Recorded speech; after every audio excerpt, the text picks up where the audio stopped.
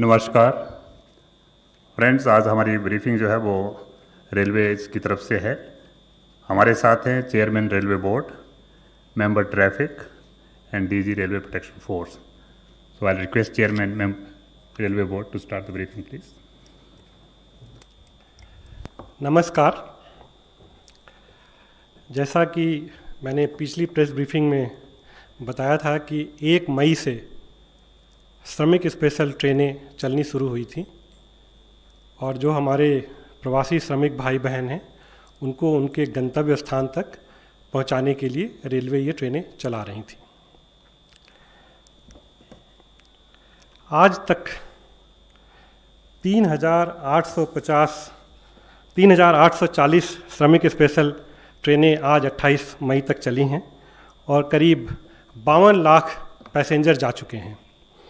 और अगर पिछले एक हफ्ते का अगर आप एवरेज देखें तो 1524 श्रमिक स्पेशल ट्रेन और करीब 20 लाख पैसेंजर एक हफ्ते में गए हैं। तो पिछला जो एक हफ्ता था उसमें हमने करीब 3 लाख प्रतिदिन के हिसाब से प्रवासी श्रमिक भाइयों और बहनों को उनको गंतव्य स्थान तक पहुंचाया।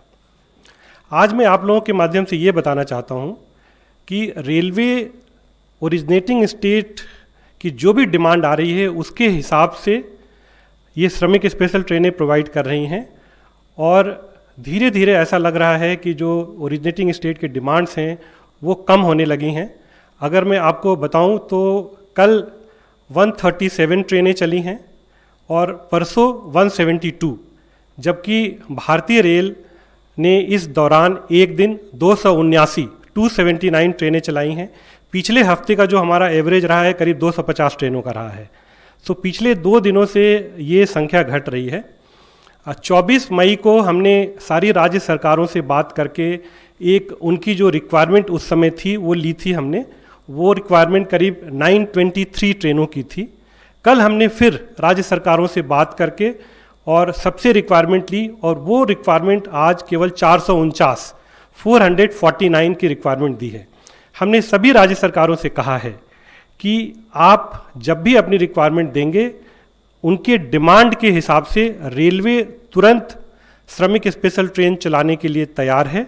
और हमने उनको ये भी कहा है कि इस समय जो भी आपने एक टेंटेटिव रिक्वायरमेंट दिया है उस रिक्वायरमेंट के अलावा भी अगर कोई एडिशनल रिक्वायरमेंट आती है तो आप हमें तुरंत बताएं और हम उस एडिशनल रिक्वायरमेंट को भी कैटर करेंगे। तो आपके माध्यम से जो मेरा मुख्य उद्देश्य आज आप लोगों के साथ बात करने का है वो ये है कि श्रमिक भाई बहन जहाँ भी हैं वो धैर्य से रहें और बहुत जल्दी जैसे ही ओरिजिनेटिंग स्टेट हमको अपनी रिक्वायरमेंट देगी उसी दिन हम ट्रेन शेड्यूल कर देंगे और नेक्स्ट डे वो ट्रेन चला देंगे।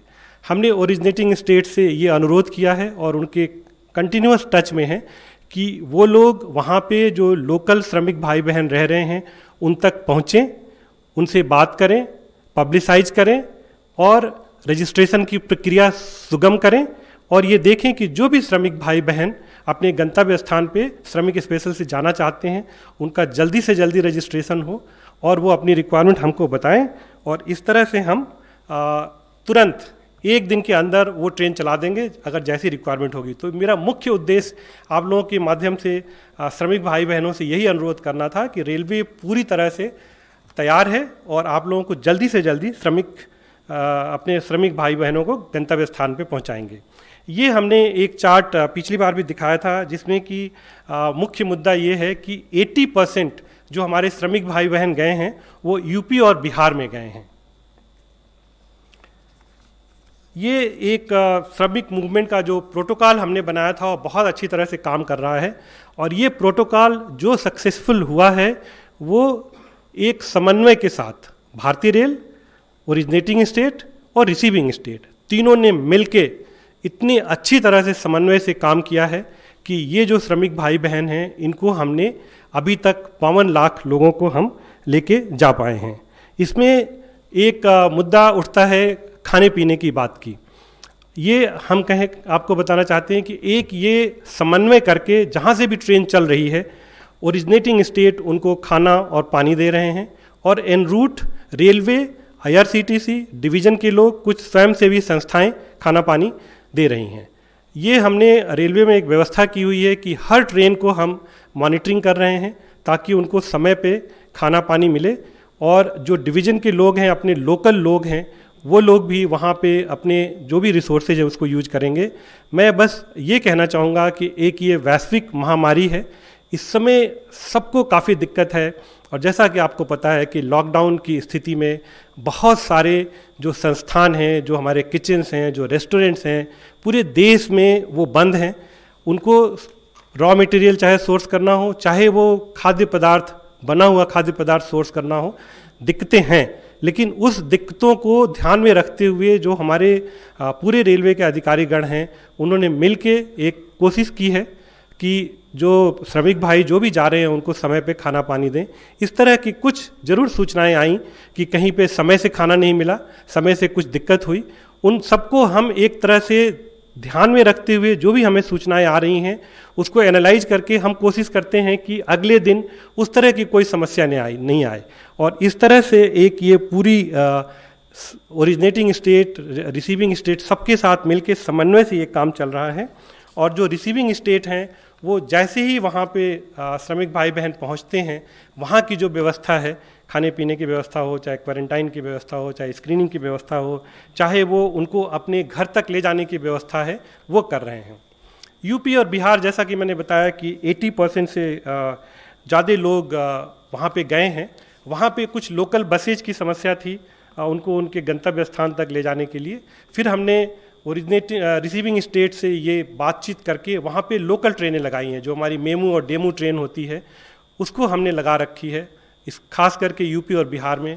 और करीब 350 से ज़्यादा ट्रेनें चलाई जा चुकी हैं, ताकि जो श्रमिक भाई बहन हैं उनको जहाँ स्टेट में पहुँचे हैं तो उनको वहाँ से हम लेके जा पाएँ। ये जो ट्रेनें हमने चलाई वहाँ से, उसमें ओरिजिनेटिंग स्टेट पे सारी व्यवस्था ओरिजिनेटिंग स्टेट ने करी। उनकी स्क्रीनिंग की व्यवस्था, उनके मेडिकल कंडीशन की जो जांच थी उसकी व्यवस्था, उनके खाने पीने की व्यवस्था, उनको बसेज में लेके आए। और जो ट्रेनें थीं वो, अगर मैं नेक्स्ट स्लाइड पे जाऊं तो आपको ये बताना चाहता था कि चूँकि ओरिजिनेटिंग स्टेट पे बहुत सारी व्यवस्था उनको करनी पड़ती है, तो ज़्यादा ट्रेनें हमारी 14 बजे से 24, 2 बजे से 12 बजे मिडनाइट तक ज़्यादा ट्रेनें हम चला पाए। और जो सुबह के समय था, चूँकि उनको तैयारी में टाइम लगता था, सुबह के समय कम ट्रेनें चली। और जो एक ये वाला बैंड है 14 से 24 का, इसमें सबसे ज़्यादा ट्रेनें चली। और जो ट्रेनें हमने शुरू में प्लान की थी कि हर आधे घंटे पे चलाएंगे, वो हमको हर 5 मिनट 10 मिनट पे चलानी पड़ी। एक ये फिगर आपको बताना चाहता हूँ, क्योंकि काफ़ी इस तरह की रिपोर्ट्स आ रही हैं कि ट्रेनों को डाइवर्ट किया गया। इसमें देखिए 3 फेज में आपको देखने की ज़रूरत है। 1 से 19 मई के बीच में कोई भी ट्रेन डाइवर्ट नहीं हुई। फिर जो तीसरा फेज देखेंगे, 25 से 28 मई के बीच में कोई भी ट्रेन डाइवर्ट नहीं हुई। ये जो एक बीच का फेज है 20 से 24 मई, जो 20 से 24 मई का जो फेज है, जैसा मैंने आपको बताया कि स्टेट गवर्नमेंट से जैसे जैसे डिमांड आती थी, रेलवे ने पूरी कोशिश करी कि उस डिमांड को हम तुरंत मीट करें। अगर हम किसी स्टेट गवर्नमेंट ने आज हमको रिक्वायरमेंट दी, हमारी पूरी कोशिश होती थी कि कल उसके लिए हम ट्रेन चला पाएँ। जो ये 20 से 24 का जो बैंड देख रहे हैं, इसी बैंड में एक दिन 279 ट्रेन चली, और बाकी 3 दिन भी 250 से ज़्यादा ट्रेन चली। एक दिन 265 चली, एक दिन 270 चली, ये रिक्वायरमेंट के हिसाब से। और ये जो ट्रेनें गईं, उसमें 90% ट्रेनें, जो ये इस 20 से 24 का जो पीरियड है, 90% ट्रेनें ये यूपी और बिहार को गईं। तो ये जो 4 दिन का पीरियड ऐसा आया जिसमें कि जो यूपी और बिहार के जो नेटवर्क थे वो कंजेस्ट हो गए। सो मैं आप लोगों को बस ये बताना चाहता हूँ कि 3840 ट्रेनें, उसमें से केवल 71 ट्रेन, 1.8% ट्रेन, वो भी खाली 4 दिन के लिए हमने डाइवर्ट करी। और इसलिए करी कि उस दिन हम अपने जो स्टेट गवर्नमेंट्स की रिक्वायरमेंट थी उसको हम मीट विथ करना चाहते थे, और उस रिक्वायरमेंट मीट विथ करने के लिए हमको ज़्यादा ट्रेनें चलानी पड़ी। रूट नेटवर्क कंजेस्टेड हो गया, और उसको जो एक हम लोगों का स्ट्रेटजी होती है, जो एक स्टैंडर्ड प्रोटोकॉल होता है, उससे की। सो ये मैं आपके माध्यम से बताना चाहता हूँ कि जो डाइवर्ट की गई ट्रेनें बहुत ही कम की गई, 1.8% ऑफ 3840। जो दूसरी चीज़ मैं आप लोगों के माध्यम से बताना चाहता हूँ कि ये एक वैश्विक महामारी का समय है और पूरे विश्व में ये आज समस्या है। और इस पीरियड में हमको हर तरह के प्रिकॉशंस लेने हैं। हमारे जो श्रमिक भाई बहन हैं हमको उनको गंतव्य स्थान तक पहुंचाना है, उनकी सुरक्षा का ध्यान रखना है और उनको जो पहुंचा रहे हैं वो भी हमारे रेलवे के 12 लाख श्रमिक भाई बहन हैं। जो रेलवे के 12 लाख श्रमिक भाई बहन हैं वो दिन रात 24 घंटे इसके लिए काम कर रहे हैं, चाहे वो ट्रैक का मेंटेनेंस हो, चाहे वो कोचेज का मेंटेनेंस हो, चाहे सेफ्टी का मेंटेनेंस हो। और उन्होंने ये काम करके जो 3840 ट्रेनें चलाईं, सभी ट्रेनें अपने नियत रूट से गईं, केवल 71 ट्रेनें डाइवर्ट हुईं। और आपको एक चीज़ मैं ये बताना चाहता हूँ, काफ़ी मैंने रिपोर्ट देखी, तकलीफ़ होती है, हमें तकलीफ़ इसलिए होती है कि जो हमारे 12 लाख रेलवे के श्रमिक भाई बहन हैं उनके मनोबल पे कहीं असर पड़ता है। कहा गया कि 9 दिन में कोई ट्रेन गई। मैं आप लोगों के माध्यम से ये बताना चाहता हूँ कि 3 दिन से ज़्यादा केवल 4 ट्रेनों ने समय लिया है। 72 घंटे से ज़्यादा केवल 4 ट्रेनों ने समय लिया है और वो ट्रेनें मणिपुर, जिरीबाम, अगरतला की तरफ जा रही थीं। 4 ट्रेनें छोड़ दीजिए 3840 में से, तो 3836 ट्रेनें 4 दिन से कम, 72 घंटे से कम में गई हैं वो। और वो भी उसमें 2 मेन फैक्टर थे जिसकी वजह से कुछ ट्रेनें विलंब हुई। एक फैक्टर ये था कि आसाम में लैंडस्लाइड हुआ, लैंडस्लाइड में पानी आ गया, 12 घंटे तक वो ट्रैक बंद करना पड़ा हमको सेफ्टी की दृष्टि से। और वहाँ पे हमें ट्रेनें रोकीं, 12 घंटे तक रोकीं और जितने भी उसमें मुसाफिर थे उनको एक ऐसे स्टेशन पे रोका जहाँ पे कि हर चीज़ की व्यवस्था थी। सो मैं आप लोगों के माध्यम से ये कहना चाहता हूँ कि अगर 3840 ट्रेनें, उसमें से अगर मैं आपको बताऊँ 90% ट्रेन जो 3500 ट्रेन हैं वो जो नॉर्मल मेल एक्सप्रेस की एवरेज स्पीड होती है, नॉर्मल मेल एक्सप्रेस की एवरेज स्पीड होती है, उससे ज़्यादा एवरेज स्पीड से पहुँची हैं। 3500 ट्रेनें उसके ज़्यादा एवरेज स्पीड से पहुंची हैं जो नॉर्मल मेल एक्सप्रेस होता है। केवल 10% ऐसी ट्रेनें हैं जिनमें 2 घंटे से 4 घंटे या 5 घंटे का विलंब हुआ है। और जैसे कि मैंने आपको बताया कि केवल महज 4 ट्रेनें हैं जिन्होंने 72 घंटे से ज़्यादा लिया। उसके जो रीज़न मैंने बताए कि एक तो उनका लंबी जर्नी थी, वो मडगांव से जाके जिरीबाम जाना था, उसको बीच में लैंडस्लाइड मिल गया। कुछ ट्रेनें हमारी विलंब हुई, आप लोगों को पता है कि गैस लीक हो गई थी वहाँ पे, जहाँ पे हमको ट्रेनें काफ़ी देर तक बंद करनी पड़ी। जो भी उस रूट पे ट्रेनें थीं उसको किसी तरह से डाइवर्ट करके ले जाना पड़ा।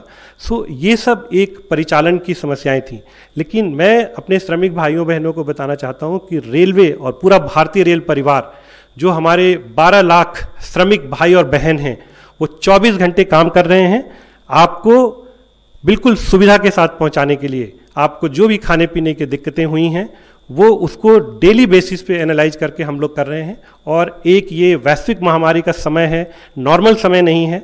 नॉर्मली IRCTC अपने कॉन्ट्रैक्टर के थ्रू खाने की व्यवस्था करता है। आज का समय ऐसा है कि जो हमारे कॉन्ट्रैक्टर हैं उनको लोग काम करने के लिए नहीं मिल रहे हैं, कोचेज में जाके खाना डिस्ट्रीब्यूट करने के लिए लोग नहीं मिल रहे हैं। फिर जो ये भारतीय रेल के जो हमारे श्रमिक भाई बहन हैं वो आगे आए, हमारे स्काउट्स गाइड्स आगे आए और सब लोग आगे आए। कई जगह पे ऐसे हुआ कि जो भारतीय रेल परिवार की महिलाएं हैं उन्होंने टेम्परेरी किचन बनाए, पूड़ियाँ तली, सब कुछ बनाया अपने आप। तो इस तरह से एक पूरा प्रयास करके हम लोगों ने कोशिश करी। और ये जो सबसे अंत में मैं आप लोगों के माध्यम से अपील करता हूँ कि ये मिनिस्ट्री ऑफ हेल्थ की भी एडवाइजरी है, मिनिस्ट्री ऑफ होम की भी एडवाइजरी है कि जिन लोगों को कुछ मेडिकल कंडीशंस हैं, जो प्रेग्नेंट लेडीज़ हैं, वो अगर यात्रा से बचें तो अच्छा रहेगा। मैं समझता हूँ श्रमिक भाई बहनों को इस समय जो समस्याएं हैं उस समस्याओं को मैं समझता हूँ, उनको घर जाने की जल्दी है। उसको मैं ये कहना चाहता हूँ कि भारतीय रेल जहाँ तक संभव है अपने डॉक्टर्स भेज के जहाँ भी ज़रूरत पड़ी हमने उसको अटेंड कराया। और करीब 30 से ज़्यादा डिलीवरीज हुई हैं ट्रेन में। मैं ये कहना चाहता हूँ कि अगर 30 से ज़्यादा डिलीवरीज ट्रेन में हुई हैं, इसका मतलब वो बहन कितनी मुसीबत में होगी, तब उन्होंने ट्रेवल किया। इस वैश्विक महामारी के समय में कोई भी बहन जिसको कि पता है कि वो एडवांस स्टेज ऑफ प्रेगनेंसी में है, वो कभी इस ट्रेन में ट्रेवल नहीं करेंगी, लेकिन उनकी मजबूरियां होंगी, उन्होंने ट्रेवल किया होगा। और भारतीय रेल के जो डॉक्टर हैं, नर्सेज हैं, 24 घंटे काम करके उनको जहाँ पे ज़रूरत पड़ी वहाँ पहुँचे, उनकी डिलीवरी कराई, उनको हॉस्पिटल में शिफ्ट किया, उनको घर में शिफ्ट किया। सो ये बस मुझे ये कहना है आप लोगों के माध्यम से कि जो हमारे श्रमिक भाई बहन हैं, उनको हम भारतीय रेल बिल्कुल कम से कम समय में उनके गंतव्य स्थान पर पहुंचाएंगे, पूरी सुविधाओं के साथ पहुंचाएंगे। इस बात पे वो विश्वास ना करें कि ट्रेनें 9 दिन लेट हो रही हैं, इतने दिन लेट हो रही हैं। ट्रेनें बिल्कुल समय से चल रही हैं। और अगर ये 20 से 24 का पीरियड छोड़ दें, जिसमें कि थोड़ी सी ट्रेनें विलम्ब हुई, थोड़ा सा जो मेल एक्सप्रेस का एवरेज टाइम है उससे कम लगा, आज अगर देखें पिछले 24 के बाद से सारी ट्रेनें मेल एक्सप्रेस ट्रेन की एवरेज स्पीड से ज़्यादा जा रही हैं। 20 से पहले सुपर फास्ट ट्रेन की स्पीड से भी ज़्यादा ट्रेनें गई हैं। सो ये मैं सबको भरोसा दिलाना चाहता हूं, और इस भरोसे के साथ मैं एक बार फिर से श्रमिक भाई बहनों को बताना चाहता हूं कि भारतीय रेल कटिबद्ध है, कम से कम समय में आपको अपने गंतव्य स्थान तक पहुंचाएगी। Thank you. धन्यवाद सर। आई थिंक काफ़ी हद तक जो है वह हमारी समस्या का समाधान हो गया है। स्पेशल राजधानी और श्रमिक स्पेशल कंजेशन की वजह से हमें डाइवर्ट करनी पड़ी। What steps railway thinks could have been taken for better operations? Is there any lesson in this particular project for the railways?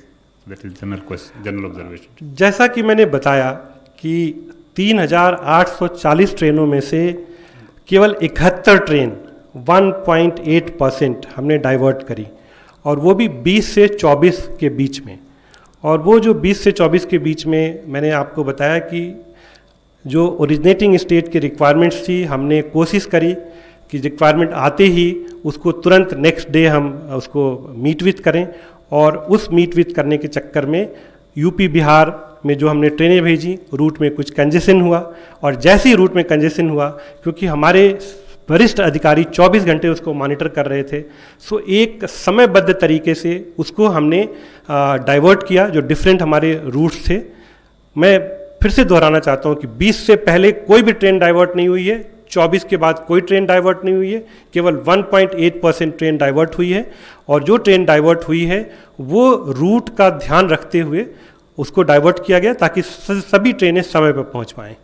116।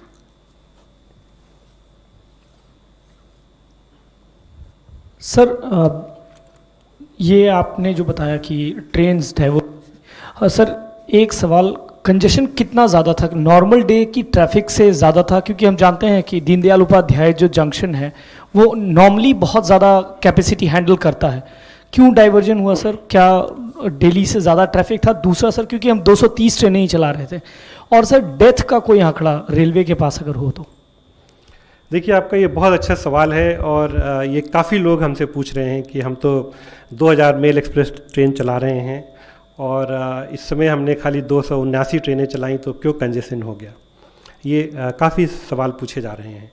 इसमें मैं आप सब लोगों को बताता हूँ कि जो 2000 मेल एक्सप्रेस चलाते हैं और जो 4000 हमारी पैसेंजर ट्रेनें चलती हैं, वो 70,000 किलोमीटर नेटवर्क पे 24 घंटे के अंदर चलती हैं। सो अगर आप उसको डिस्ट्रीब्यूट करें तो उसको आप देख सकते हैं। ये मैंने आपको अपने प्रेजेंटेशन में बताया कि उस समय सब तरफ से ट्रेनें, उस समय करीब 90% ट्रेनें यूपी बिहार जा रही थी, चाहे वो साउथ से आ रही हैं, चाहे बॉम्बे से आ रही हैं, गुजरात से आ रही हैं, सबको यूपी और बिहार के नेटवर्क पे जाना था। और जो कि मैंने बताया कि 2/3 ट्रेनें, वो जो एक बैंड है 14 बजे से 24 बजे तक, मतलब रात के 12 से 14 बजे तक हमारा वो पीरियड निकल गया। 24 घंटे में खाली 10 घंटे के बैंड में हमको ट्रेनें चलानी पड़ी। नॉर्मल जो हमने शेड्यूलिंग करी हुई है, अगर आप देखेंगे तो सुबह हम नॉर्मली 8 बजे से शेड्यूल कर देते हैं और मिडनाइट तक शेड्यूल करके रखते हैं। हमारी कोशिश रहती है कि जो श्रमिक भाई बहन आ रहे हैं उनको रात को ना आना पड़े स्टेशन पे। लेकिन चूंकि ये एक वैश्विक महामारी का समय है, नॉर्मल समय नहीं है, उनको जो लोकल अथॉरिटीज़ हैं उनको वहाँ पे उनकी स्क्रीनिंग करनी होती है, उनका मैनिफेस्ट के हिसाब से चेकिंग करनी होती है। सो ये हमारे भाई बहन 8 बजे तक नहीं पहुंच पा रहे हैं, 10 बजे तक नहीं पहुंच पा रहे हैं, ये लोग 2 बजे के बाद पहुंचना शुरू कर रहे हैं। जो ट्रेनें हमने आधे घंटे के इंटरवल पे चलाने के लिए शेड्यूल किया, वो ट्रेनें हमको 5-5 मिनट पे एक एक ट्रेन के पीछे ट्रेन चलानी पड़ रही है।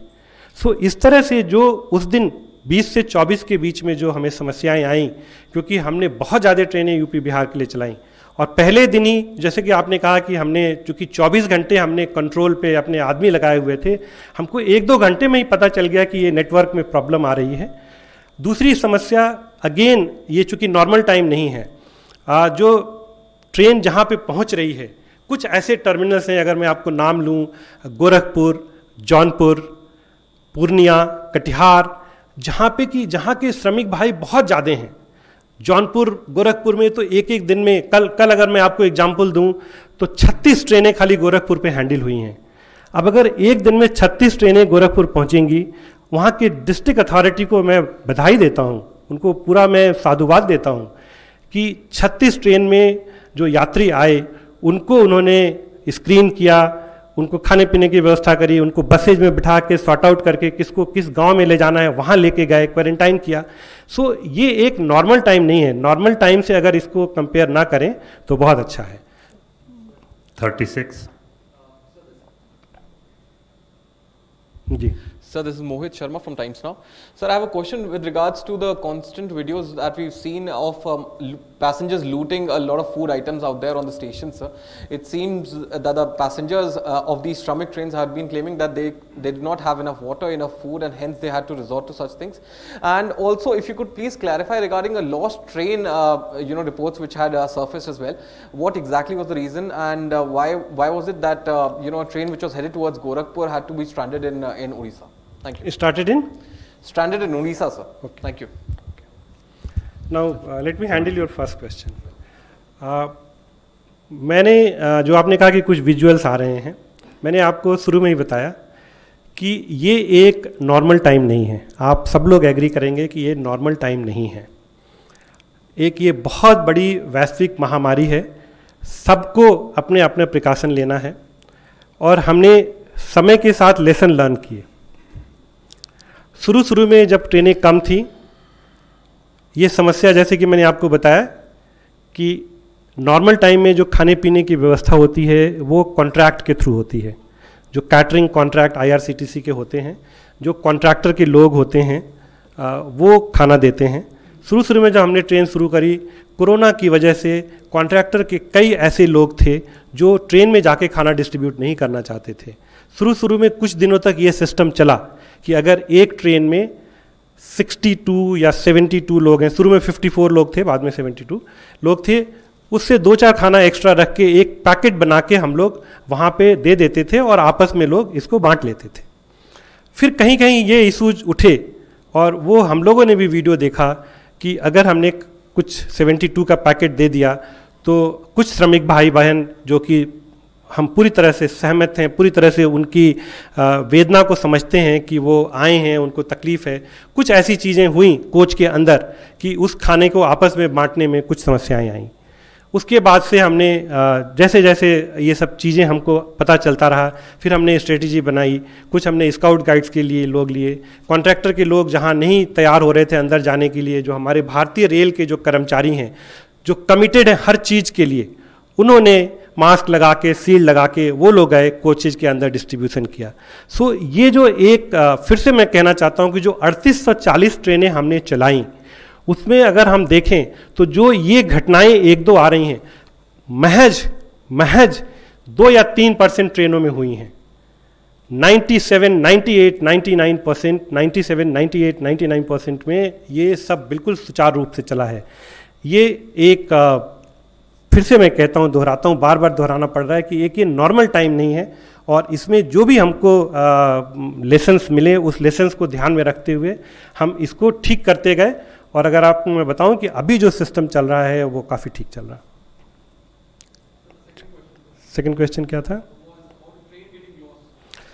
वो मैं इसलिए नहीं आंसर कर रहा था कि मैंने अपने प्रेजेंटेशन में कर दिया था। ये आप सबसे अनुरोध है, मुझे सबसे अनुरोध है कि प्लीज़ इस कोरोना के समय में ऐसी रिपोर्टिंग ना करें जिसका कोई बेस ना हो। मैं तो यही कहूँगा कि फेक न्यूज़ है। फेक न्यूज़ इसलिए है, किसी ने कहा कि 9 दिन में सिवान ट्रेन पहुँची, वो ट्रेन 2 दिन से पहले पहुँच गई है। मेरे पास ट्रेन का नंबर और टाइमिंग है, आप में से जो लेना चाहें उसको ले लें। आप इस तरह से न्यूज़, फेक न्यूज़ देना बहुत ही गलत बात है। फिर किसी ने कहा कि वो ट्रेन भटक गई, रास्ता भटक गई। ऐसे थोड़े ना ट्रेन रास्ता भटक जाती है। आपको मैंने बोला कि 71 ट्रेन्स हैं जो 20 से 24 के बीच में थी। 3840 ट्रेनें अपने नियत रूट पे गई हैं। जो 71 ट्रेन 20 से 24 के बीच में जो 1.8% हैं, उनको हमने रूट्स डाइवर्ट किए, और रूट्स डाइवर्ट किए। जो बिहार की ट्रेनें थीं उनको हमने झारसीगुड़ा रूट से भेजा। झारसीगुड़ा रूट से जो जाती है ट्रेन वो वहीं से जाती है। यूपी की ट्रेनें ज़्यादा हो गई थी। जो नेबरिंग स्टेट थे, आपको पता है, अगर आप यूपी बिहार की ज्योग्राफी समझते हैं तो गोरखपुर को छपरा के थ्रू भी हम अप्रोच कर सकते हैं। कुछ ट्रेनें, जैसा कि मैंने आपको बताया कि गोरखपुर की सबसे ज़्यादा ट्रेनें थी, तो कुछ गोरखपुर की ट्रेनों को हमने छपरा होते हुए भेजा, झारसीगुड़ा से होके। ये सब एक टेक्निकल काम है जिसको कि हमारे कंट्रोलर्स ने बैठ के, और जो एक उस समय स्थिति थी, उस स्थिति को ध्यान में रखते हुए ट्रेनों को डाइवर्ट करा। और जो मैंने आपको बताया, फिर से मैं दोहराता हूँ कि 9 दिन तो छोड़ दीजिए, केवल 4 ट्रेनें 4 दिन से ज़्यादा टाइम लगा है, जिसमें कि वो ट्रेन लैंडस्लाइड का 12 घंटे का इशू था। वो ट्रेन मडगांव से लेके वहाँ तक जा रही थी।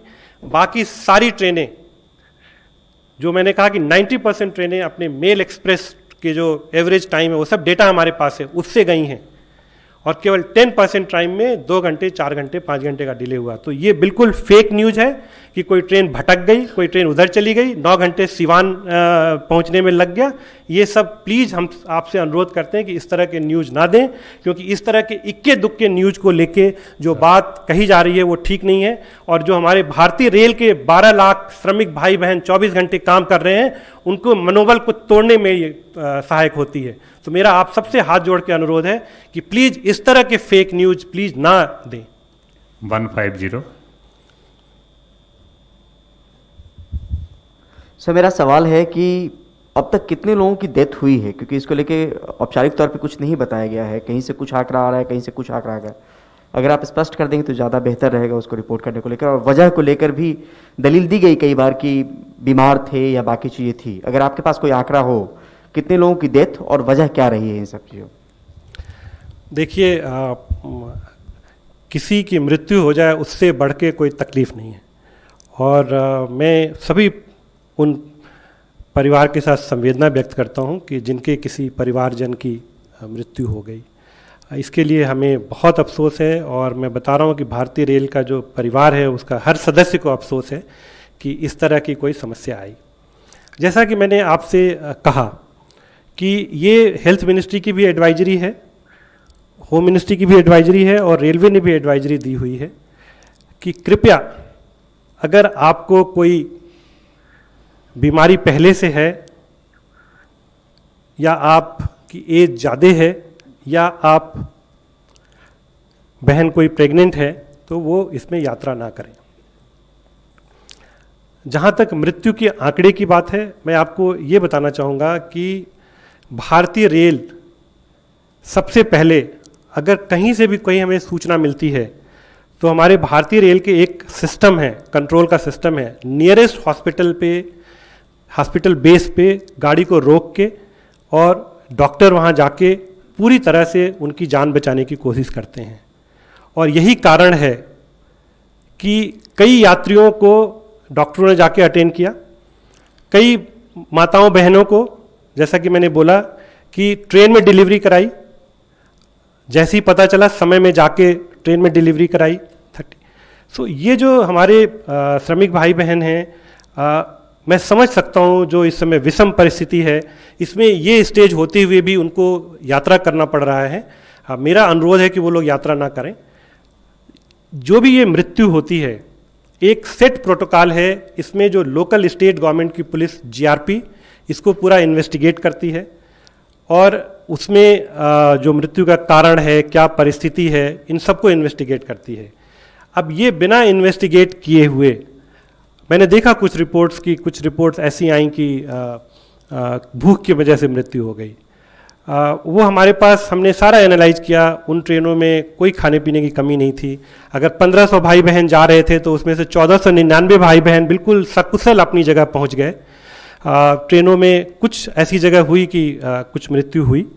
आंकड़ा जहाँ तक है, ये आंकड़ा हम कंपाइल कर रहे हैं डिफरेंट स्टेट गवर्नमेंट से। इसमें कुछ मृत्यु ट्रेन में हुई है, कुछ मृत्यु ट्रेन में स्टेशन पे पहुंचने के बाद भी कुछ स्थिति ऐसी थी डॉक्टर ने अटेंड किया, वहाँ मृत्यु हुई है। सो ये एक पूरा आंकड़ा और उसके क्या कारण थे वो हम लोगों की एक पूरी इसकी एनालिसिस होती है, और ये मुझे पूरी उम्मीद है कि कुछ दिनों में ये पता चल जाएगा। जब आंकड़ा आएगा तो ज़रूर हमको बताएंगे, बट आज के समय में एक ये संवेदनशील विषय है और बिना सही आंकड़े के मैं कुछ नंबर देना ठीक नहीं समझता हूँ। 13. There is a process of screening before boarding the train. So can you tell us how many passengers were deported or debarred from boarding the train because of the symptom? देखिए, इसको मैं दो भाग में इसका जवाब देता हूँ। जो श्रमिक स्पेशल ट्रेन चल रही है उसमें जो प्रोटोकॉल बना हुआ है, उस प्रोटोकॉल में जो स्क्रीनिंग का काम है और एक सर्टिफिकेट जो ओरिजिनेटिंग स्टेट है वो अपने जहाँ भी उनको मजदूर भाइयों बहनों को इकट्ठा करते हैं उस कैंप में उसकी स्क्रीनिंग करते हैं, एक मैनिफेस्ट बनाते हैं और मैनिफेस्ट में वो एक सर्टिफिकेट देते हैं कि इनको फिजिशियन के द्वारा चेक कर लिया गया है और ये लोग एसिम्प्टोमेटिक है, और उस सर्टिफिकेट के बेसिस पे इनको यात्रा करने दी जाती है। तो वहाँ पे उनके कैंप में कितने लोगों को इस मैनिफेस्ट में नहीं शामिल किया गया स्क्रीनिंग के बेसिस पे, ये आंकड़ा स्टेट गवर्नमेंट के पास होगा, रेलवे के पास नहीं होगा। जो हमने ये स्पेशल राजधानी ट्रेन चलाई थी, इसका जो हम स्क्रीनिंग कर रहे हैं ये हम रेलवे स्टेशन पे कर रहे हैं। एग्जैक्ट आंकड़ा नहीं है, लेकिन हम आपको बता सकते हैं कि कुछ जगहों पे ये डिबोर्ड किए गए, और उसी के बाद आपने देखा होगा कि हमने एक तुरंत उसी दिन शाम को पॉलिसी जारी करी थी कि अगर कोई यात्री स्क्रीनिंग की वजह से उनको ट्रेवल नहीं करने दिया जा रहा है तो उनका 100% रिफंड हम कर देंगे। हमने ये कहा कि भाई आपने टिकट खरीदा है और आप स्टेशन तक आए, हमने स्क्रीनिंग करी और उस स्क्रीनिंग में आपको हमने एसिम्प्टोमेटिक नहीं पाया। जो भी एसिम्प्टोमेटिक नहीं पाए गए उनकी कम से कम नहीं तो 3 बार उनकी स्क्रीनिंग हुई, डॉक्टर ने उसको देखा, सब तरह से स्क्रीनिंग करके जब फाइनली ये हो गया कि नहीं ये ट्रेवल करने लायक नहीं है तो उनको हमने ट्रेवल नहीं करने दिया, और हमने तुरंत उसी दिन शाम को अपनी पॉलिसी बदली कि जो लोग इस तरह से ट्रेवल नहीं करने दिए जाएंगे उनको उनका पूरा पैसा हम रिफंड करेंगे। ऑनलाइन क्वेश्चन है इसमें, जस्ट वेट। जी what is the operational cost of each Shramik special train and how much is the contribution coming from the states? ये हमने पिछली बार भी डिस्कस किया था, मैं फिर से बताता हूँ। और ये जो फेयर का इशू है ये पूरी तरह से समन्वय बना के ओरिजिनेटिंग स्टेट और सेंडिंग स्टेट से ये पूरी तरह से तय हो गया है, इसमें कहीं कोई दिक्कत नहीं है। जो हमारे श्रमिक भाई बहन हैं उनको पैसा नहीं देना है। ये जो हमारी स्पेशल ट्रेन की जो लागत आती है, जो स्पेशल ट्रेन हम चलाते हैं उसकी जो लागत आती है, जब हमने देखा कि जो ये फेयर स्ट्रक्चर इस समय हमारा है, जो रेगुलर ट्रेन्स का फेयर स्ट्रक्चर है, देखिए जो रेगुलर ट्रेन्स होती हैं वो एक तरफ जाती हैं और दूसरी तरफ से भी पैसेंजर लेके आती हैं, बट जो भी स्पेशल ट्रेन्स होती हैं एक तरफ से पैसेंजर लेके जाती हैं, दूसरी तरफ से खाली आती हैं। तो जो भी हम स्पेशल ट्रेन चलाते हैं, जैसे कि आपने देखा होगा कि अगर कोई भी व्यक्ति अगर स्पेशल ट्रेन हायर करना चाहता है तो उसको नॉर्मल से हम दुगना रेट और कुछ जो ट्रेनें वेट कर रही हैं उसके बोर्डिंग चार्जेज और कई तरह के चार्जेज मिला के और वो एक तरह से उनको हम उसका किराया बताते हैं। लेकिन जो श्रमिक स्पेशल ट्रेन थी, हमने जो एक रेगुलर ट्रेन के लिए फेयर होता है हमने बिल्कुल वही फेयर रखा, और जो हमारी लागत आ रही है और जो फेयर की वजह से हम कलेक्ट कर पा रहे हैं उसका जो रेशियो 85 और 15 का है। मतलब अगर 100 रुपये हमारी लागत आ रही है स्पेशल ट्रेन में और जो हम फेयर से कलेक्ट कर पा रहे हैं वो केवल 15 रुपये है, 85 रुपये रेलवे को, भारत सरकार को ये वहन करना पड़ रहा है। तो एक तो ये बताना चाहता हूँ। दूसरे जो फेयर की बात थी, इनिशियली कुछ ऐसा हुआ था, कुछ स्टेट ने पहले दिन से ही पैसा देना शुरू कर दिया था, कुछ स्टेट ने श्रमिक भाई बहनों से पैसा लिया, लेकिन जब वो लोग अपने गंतव्य स्थान पे पहुंचे तो उनको वो पैसा रीइंबर्स किया। लेकिन आज के दिन में जो फेयर है वो फेयर ओरिजिनेटिंग स्टेट या सेंडिंग स्टेट दे रहा है, ये पूरी तरह से एक समन्वय स्थापित हो गया है। Thank you sir. 24। सर मेरा सवाल उसी आंकड़े को लेकर है कि कुछ जैसे आया है सवाल कि कुछ यात्रियों की श्रमिकों की डेथ हुई है। आपने बताया कि कुछ अधिकतर लोग बीमार थे, तो रेलवे ने क्या ये जांच करवा ली कि वो सारे पैसेंजर्स बीमार थे, या फिर क्योंकि बड़ा सवाल ये आ रहा है कि कई जगह खाना नहीं पहुंचा, भूख से भी डेथ हुई हैं, तो क्या मानते हैं रेलवे की कुछ भूख से भी हुई हैं या सारे बीमार थे? देखिए, हमने वजह कुछ नहीं बताई और ये बड़ा संवेदनशील मसला है और किसी की मृत्यु क्यों हुई इसको बताने का जो पूरा अधिकार है वो डॉक्टर का है। और एक एक केस हमारे लिए, एक भी जान गई हमारे लिए बहुत ही दुख की बात है। और एक एक केस, जैसा कि हमने पहले भी बताया कि जैसे ही हमको पता चलता है कि किसी भी यात्री की तबीयत खराब है या कुछ भी है, हम नियरेस्ट पॉसिबल स्टेशन पे अपने डॉक्टर भेजते हैं। ट्रेन रोकनी पड़ती तो रोकें, और हमारा जो सबसे पहले उद्देश्य होता है कि किसी भी व्यक्ति की मृत्यु ना हो, वो स्टेज आने से पहले ही डॉक्टर उनको अटेंड करके उनको ठीक कर लें। और जो हमारे पास ये इसका जो समझ में आ रहा है कि हमें डॉक्टरों ने अटेंड किया कि जितने भी बर्थ हुए हैं, जितने भी बेबीज बॉर्न हुए हैं, सब बहनें और उनके बच्चे सब स्वस्थ हैं, सब उनको नियरेस्ट हॉस्पिटल में लेके गए। इसी तरह से जो भी पैसेंजर्स की जहाँ भी रिक्वायरमेंट आई हमने उनको अटेंड किया। काफ़ी ऐसे केसेस थे जिसमें कि डॉक्टर्स ने उनको अटेंड कर लिया और उनको कुछ नहीं हुआ, लेकिन कुछ लोगों की दुखद मृत्यु हुई। उसका मैं बिल्कुल रीज़न नहीं बता पाऊँगा और मुझे बता भी नहीं सकता हूँ, क्योंकि उसकी पूरी इन्वेस्टिगेशन होगी, डॉक्टर उसका रीज़न बताएंगे। लेकिन जो मैं आप लोगों से अनुरोध कर रहा था कि अगर ये कह देना, मुझे नहीं पता कि आप लोगों को कहाँ से, किसको कहाँ से पता चला कि भूख के मारे उनकी मृत्यु हुई, ये कह देना बिना किसी इन्वेस्टिगेशन के, ये संवेदनशील नहीं है, और ख़ास करके इस वैश्विक महामारी के समय में। और जो मैं आपको बातें बताना चाहता था कि अगर 1500 यात्री किसी ट्रेन में गए हैं और 1499 यात्री सकुशल पहुंच गए हैं और एक यात्री की किसी वजह से मृत्यु हो गई है, तो उसको किसी के लिए ये कहना कि भूख के मारे हुई है, ये मुझे थोड़ा आप लोगों से अनुरोध है कि ये ठीक नहीं है। इस वैश्विक महामारी में सब एक एक केस का इन्वेस्टिगेशन हम लोग कर रहे हैं। और जहाँ तक आपको हमने खाने की बात बताई कि 24 घंटे कंट्रोल में हमारे लोग बैठे हुए हैं। एक एक ट्रेन की मॉनिटरिंग होती है कि किसको कहाँ पे खाना मिला, किसको कहाँ पे खाना देना है, और वो करके, और जैसा मैंने आपको बताया कि सारी टीम, चाहे IRCTC की टीम हो, चाहे डिवीज़न की टीम हो, चाहे भारतीय रेल परिवार की महिलाएं भी उसमें लगी हुई हैं, कई स्वयंसेवी संस्थाएं काम कर रही हैं। और मैं सबसे अनुरोध करता हूँ कि जिनको भी श्रमिक भाइयों से हमदर्दी है, वो कृपया पूरे भारतवर्ष में जहाँ भी हो सके वो सहायता करें। और एक ये मिला जुला सबका साझा काम है, चाहे वो ओरिजिनेटिंग स्टेट हो, रिसीविंग स्टेट हो, भारतीय रेल हो। इस समय हमको एक बिल्कुल टीम की तरह मिलके सबको एक दूसरे की मदद करने की ज़रूरत है। और मैं सारे प्रदेश सरकारों को जो है बधाई देता हूँ और उनका तहे दिल से शुक्रिया अदा करता हूँ कि सबने मिलके और भारतीय रेल मिलके जो एक ये हमारे श्रमिक भाई बहनों को हम पहुँचाने का काम हमने किया है। 52 लाख भाइयों को लेके गए, हम भाई बहनों को लेके गए, और पिछले एक हफ्ते में 3 लाख प्रतिदिन के हिसाब से लेके गए। और जिस हिसाब से अब रिक्वायरमेंट कम आ रही है, मुझे पूरी उम्मीद है कि आने वाले कुछ दिनों में हमारे जितने भाई बहन हैं उनको हम उनके गंतव्य स्थान तक पहुंचा लेंगे। 35। सर, मैं प्रशांत हूँ ABP न्यूज़ से। मेरा सवाल वैसे मीडिया कर्मी के नाते कम है, एक उपभोक्ता के नाते मेरा सवाल है। जो राजधानी स्पेशल ट्रेनें जो चल रही हैं, श्रमिक उससे हट के पूछ रहा हूँ मैं, उसमें डायनेमिक फेयर लगाना क्या बहुत ज़रूरी है अभी इस ऐसे वक्त में?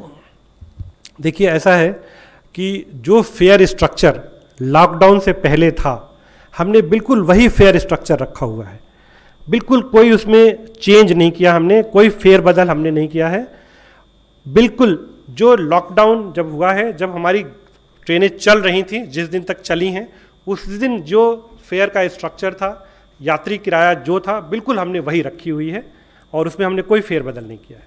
33। सर, मैं निशांत हूँ ANI से।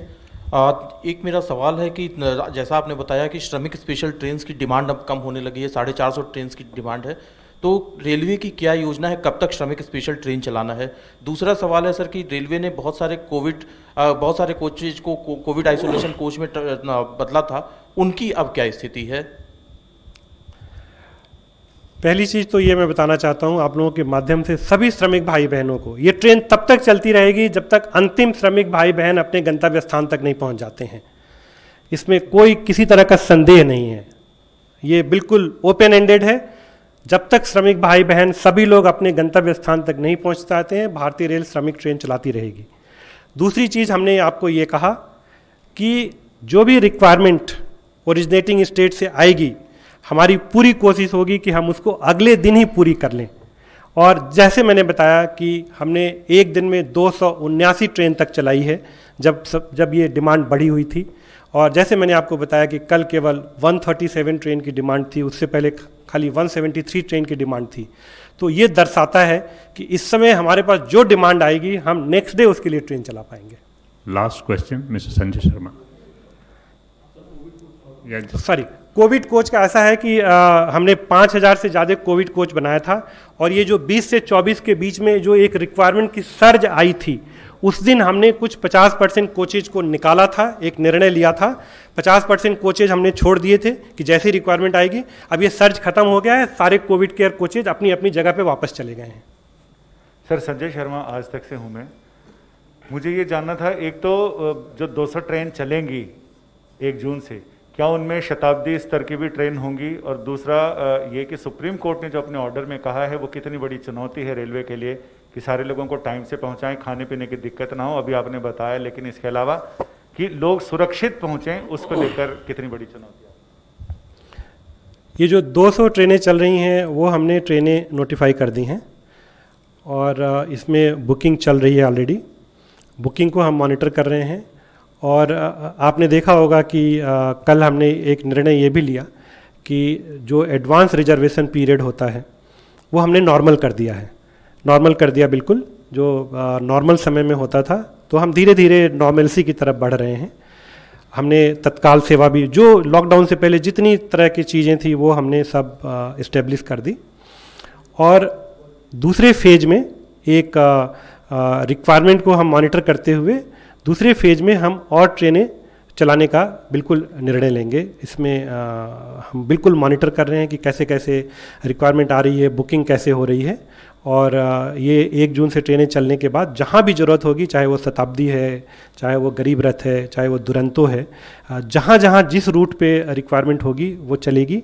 अभी जो हमने 100 ट्रेनें सेलेक्ट की थी, वो हमने एक ये ध्यान रखा है कि भारतवर्ष के जो सारे नेटवर्क हैं उसमें इन ट्रेनों की पहुंच हो जाए। एक तो ये हमने ध्यान रखा। दूसरा, हमने एक एनालिसिस की, एनालाइज किया कि किन किन रूट पे ज़्यादा ट्रेनें चलती थी, जहाँ पे वेटिंग लिस्ट बहुत ज़्यादा होती थी, जहाँ रिक्वायरमेंट होती थी, उनके हिसाब से ये चला। जो आपने ऑनरेबल सुप्रीम कोर्ट का निर्णय के बारे में बताया, मुझे बहुत खुशी है कि ऑनरेबल सुप्रीम कोर्ट ने कल जो कहा, मैं आपको ये बताना चाहता हूँ कि वो चीज़ें हम लोग पहले से ही कर रहे हैं। हम फ्री खाना पीना सबको दे रहे हैं। ओरिजिनेटिंग स्टेट पे जो हमारी प्रोटोकॉल बना हुआ है, ओरिजिनेटिंग स्टेट पे ओरिजिनेटिंग स्टेट गवर्नमेंट उनको खाना पीना देती है। इन रूट हम उनको फ्री खाना पीना सब जगह दे रहे हैं।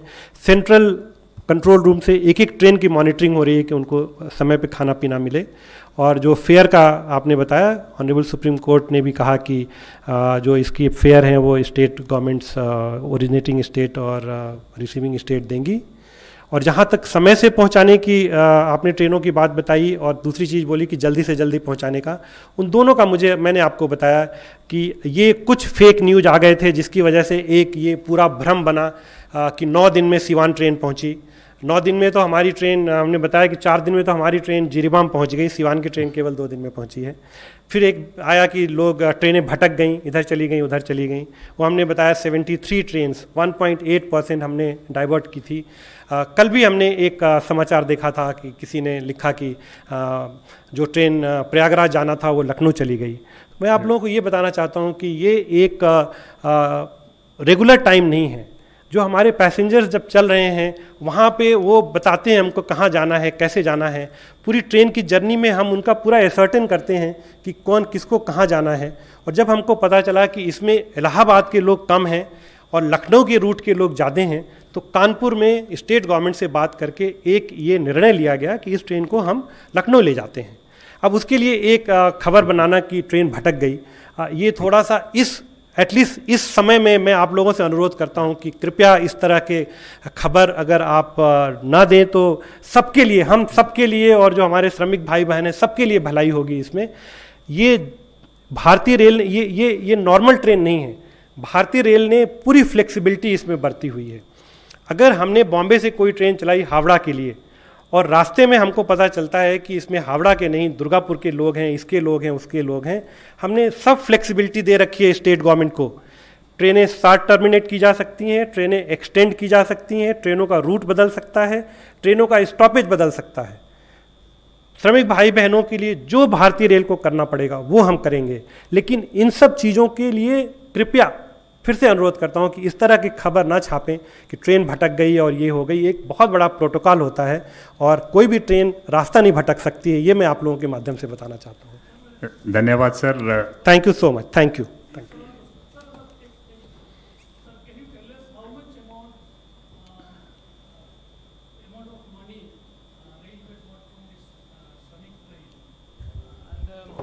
Why can't you run train at free of cost? Because this is a special situation. Why are you putting burden on state government?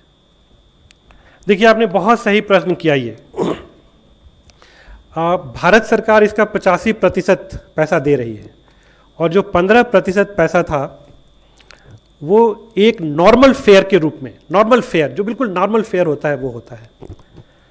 और ये एक जो निर्णय था कि बिना पैसे के अगर हम फ्री ट्रेन चलाते तो उसका एक मैनेजमेंट करना मुश्किल हो जाता। जो राज्य सरकारें ट्रेन को जो डिमांड कर रही हैं, चूंकि उनको एक छोटा सा हिस्सा देना है, तो वो एक जो मैनेजमेंट कर रही हैं कि हमें कितने श्रमिक हैं, उनके हिसाब से कितनी ट्रेन बनती है, उसका एक पूरा मैनेजमेंट हो रहा है।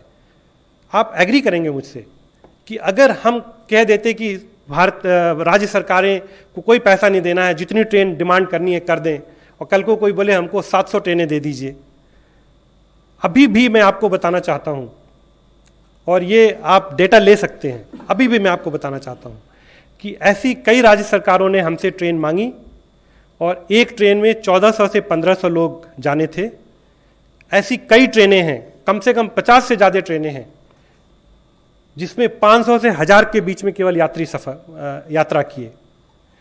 एक ये नेशनल रिसोर्सेज है और इस समय महामारी के समय में जब हमको सारे श्रमिक भाई बहनों को पहुंचाना है, तो अगर हम राज्य सरकारों से कहते कि मुफ्त में आपको जो ट्रेन मांगनी है मांग लीजिए, तो उसका प्रबंधन करना मुश्किल हो जाता। पैसा लेने के बाद भी ऐसी चीज़ें हुई हैं जबकि राज्य सरकारें ने ट्रेनें मांगी और उसमें कम लोग गए। तो इस बात को जरा आप लोग समझें, ये पैसे का इशू नहीं है। ऐसा नहीं है कि भारत सरकार कोई श्रमिकों से पैसा लेना चाहती है। रिफंड प्लान इनफैक्ट जहाँ पे कहीं पे हुआ, I think it has been clarified earlier also and answer has been given to you. Thank you very much sir. We have got the detail. Just one minute. Railways ने divert करी हैं कुछ train because of congestion, और हम लोगों ने news बनाई है कि भटक गई और है। सुप्रीम कोर्ट का हाल ही में कभी निर्णय आया था कि जो भी हमने न्यूज़ देनी है वो आफ्टर वेरिफिकेशन देनी है, जिसके बारे में सुनी सुनाई बातों के ऊपर न्यूज़ नहीं बनानी है। तो जितना चेयरमैन साहब हमें बता रहे हैं, मेरा ख्याल हमारी भी उतनी ही जिम्मेवारी है कि इस तरह सुनी सुनाई बातों को भ्रम ना फैलाएं, ऑथेंटिक वेरिफिकेशन का न्यूज़ चेक करके तब हम लोग जो है अपना न्यूज़ बनाएं। हाँ संजय बोलिए, लास्ट पॉइंट।